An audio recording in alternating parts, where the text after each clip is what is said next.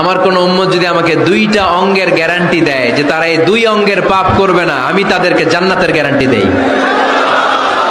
এক নম্বরে মা বাইনা লিহিয়াইহি, দুই চোয়ালের মাঝখানে যা থাকে মানে জিহ্বা।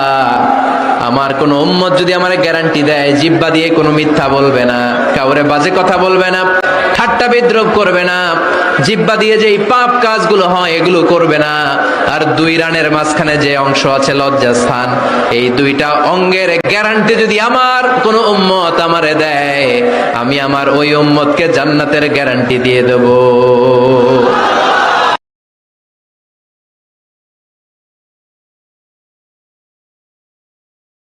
কোন বান্দা যদি নিজে থেকে চায় আমি পরিবর্তন হব, সে ছেলে হোক কিংবা মেয়ে হোক, সে যদি অন্তর থেকে সে যদি এতটুক চায় আমি পরিবর্তন হব, আল্লাহ পাকও তাকে পরিবর্তন হওয়ার জন্য সাহায্য করেন।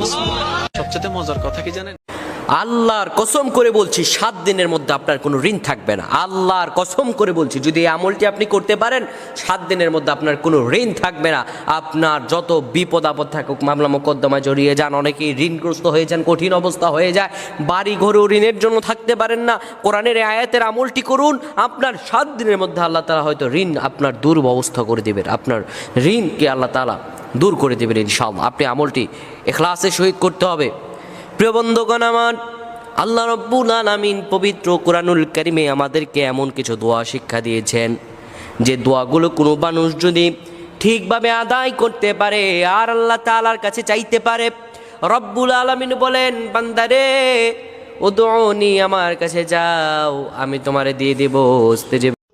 তুমি কি পাপ করেছো, কি অন্যায় করেছো, তুমি জানো না আমার রব কত মেহেরবান, তিনি কত দয়ালু, তিনি ভালোবাসার আধার, তিনি করুণার আধার। তোমার পাপ অন্যায় যদি হয় খালের পানির সমান, বিলের পানির সমান, আমার আল্লাহর দয়া সাগরের পানির সমান। তোমার পাপ আর অন্যায় যদি হয় পাহাড়ের সমান, আমার আল্লাহর ভালোবাসার দয়া হচ্ছে আকাশের সমান।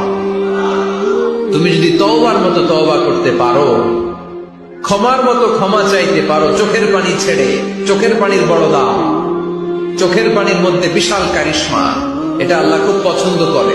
2 ফোঁটা পানি আল্লাহ পছন্দ করে। এক, জিহাদের ময়দানে শহীদের গা বেয়ে ঝরে পড়া রক্তের ফোঁটা। 2 হচ্ছে অনুতপ্ত বান্দার চোখের পানির ফোঁটা। কত হাবিজাবি দোয়া যে বানায় বানায় পড়ে তার শেষ নাই। বিশ্বনবী যে দোয়াগুলো শিখাই দিলেন, এগুলো পড়তে সালাত শেষে 1 ঘন্টা সময় লাগবে আপনার। 1 ঘন্টার আগে মুসল্লা থেকে ওঠার কোনো সুযোগ নাই। চিল্লায় বলেন ঠিক কিনা?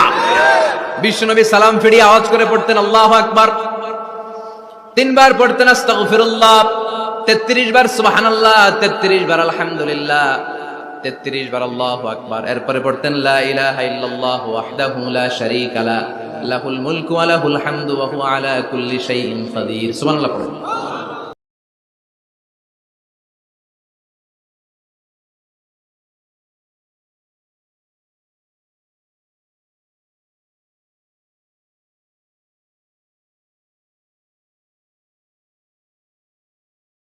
পাঁচ ওয়াক্ত না পারেন 4 ওয়াক্ত পড়েন, 4 ওয়াক্ত না পারেন 3 ওয়াক্ত পড়েন, 3 ওয়াক্তও যদি সম্ভব না হয় 2 ওয়াক্ত দিয়ে শুরু করেন, 2 ওয়াক্তও যদি কারো পক্ষে সম্ভব না হয়, আমি অদম অযোগ্যের ছোট্ট একটি আবেদন, অন্তত 1 ওয়াক্ত দিয়ে শুরু করেন।